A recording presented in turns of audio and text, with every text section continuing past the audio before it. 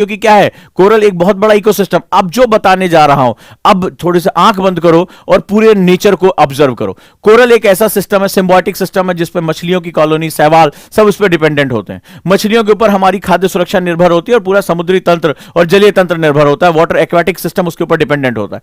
Coral खत्म, मछलियां अपने आप खत्म हो जाएंगी। मोस्टली मछलियां जो है वो सर्वाइव करना खत्म हो जाएंगी। तमाम देश ऐसे जिनका कोरल टूरिज्म यानी कि जो इको टूरिज्म है उसके बेस पर उनका काम चलता है, तो वो सब कुछ क्या होगा, नष्ट हो जाएगा। एक बार अगर वो नष्ट हो गया तो क्या वो वापस आ पाएगा? ग्लेशियर आपने पिघला दिए, ग्लेशियर आपने पिघला दिया, आपको लगा केवल ग्लेशियर का मामला खत्म हो जाएगा, लेकिन सोचो कि समुद्रों का स्तर क्या होगा, बढ़ जाएगा।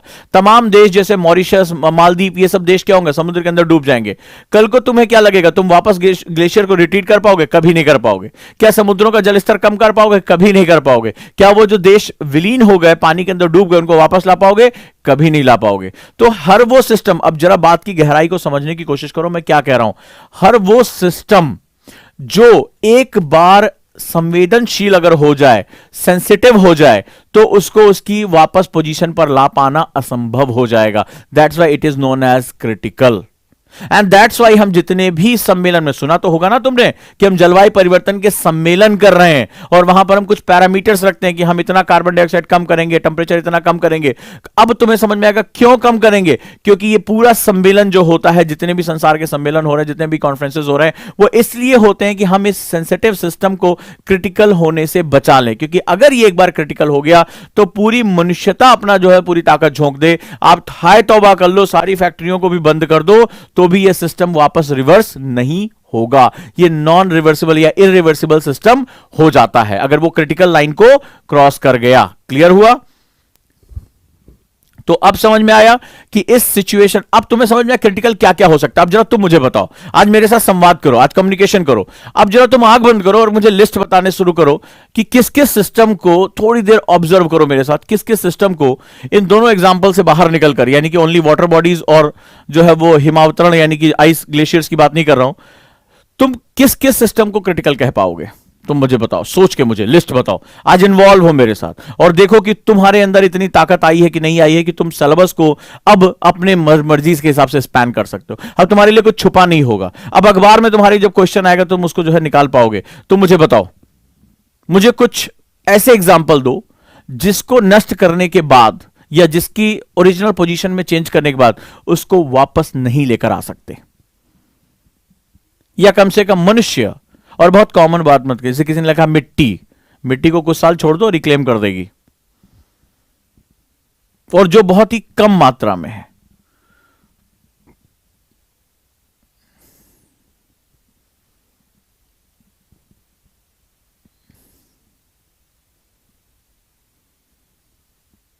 शाबाश, ओजोन, बहुत बढ़िया, शाबाश बेटे। प्रतीक ने लिखा बहुत बढ़िया। कुछ ऐसा बताओ ना कि जो लगे कि हां जिसको कर सकते हो।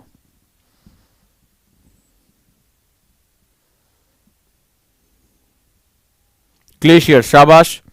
फॉसिल फ्यूल, बिल्कुल सही है।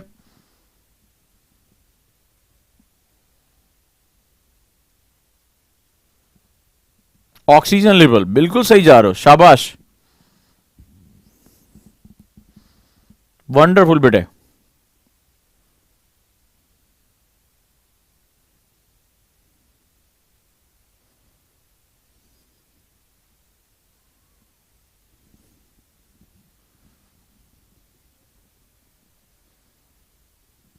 गुड, मैं आप लोगों के कमेंट्स पढ़ रहा हूं, बहुत ही अच्छा है, शाबाश, क्या बात है, बहुत बढ़िया।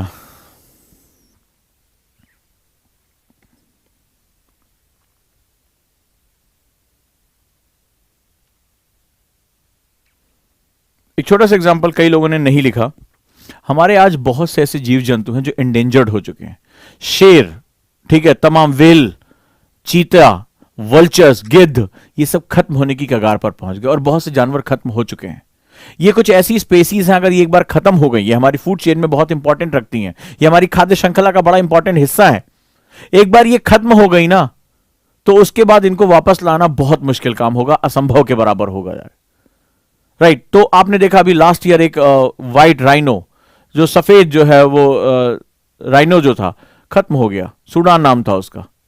वो अंतिम जीव था अपनी उस प्रजाति का। तो ऐसी बहुत सी प्रजातियां लगातार खत्म होती चली जा रही। आज तो हमें नहीं पता चल रहा है क्योंकि प्रकृति में इनकी संख्या बहुत ज्यादा थी, तो अब धीरे धीरे खत्म हो, लेकिन अभी धीरे धीरे कुछ समय के अंदर पता चलेगा कि हमारी फूड चेन बुरी तरीके से डिस्टर्ब हो गई है। शाबाश,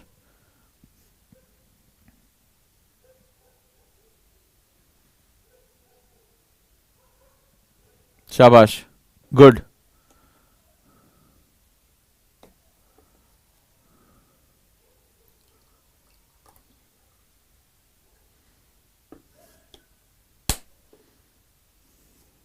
गुड। ये देखिए सुमित ने बहुत अच्छा लिखा है, मधुमक्खियां हमारे स्पेक्ट्रम की वजह से, मधुमक्खियां और तितलियां, हम छोटे थे तो हमें दिखाई पड़ती, अब नहीं दिखाई पड़ती हैं, गायब होती चली जा रही, गौरैया गायब होती चली जा रही है। शाबाश बच्चों। और ये हमारे फूड चेन का एक बहुत इंपॉर्टेंट हिस्सा है। पहली बात तो आप लोगों को बहुत बहुत बधाई, एक शब्द को सही तरीके से आपने समझ लिया और आपके मैसेज पे मैसेज आ रहे हैं, और मैं कह सकता हूं कि मोस्टली मैसेज बिल्कुल सही है, बिल्कुल सही मैसेजेस हैं, और आप लोगों ने बहुत खुलकर और बहुत अच्छे तरीके से इस चीज को एक्सप्लेन किया। अब देखा, यही सबसे खास बात होती है, एक बार हमें वो चीज पता चल जाए, एक बार कोई हमारा लैंग्वेज हमें क्लियर कर दे तो हमें पता चल जाएगा। अब अच्छा मुझे बताओ कि जब इस न्यूज़पेपर में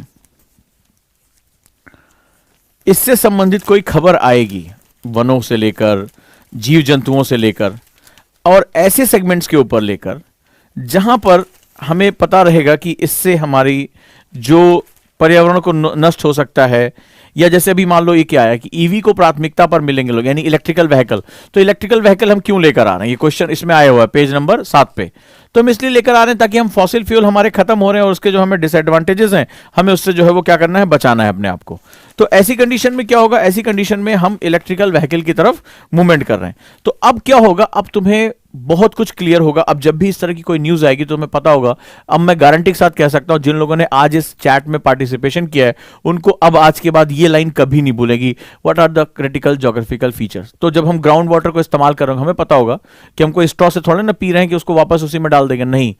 हम एक बार हमने ग्राउंड वाटर डिप्लीट कर दिया, हमने अपनी नदियों को बर्बाद कर दिया।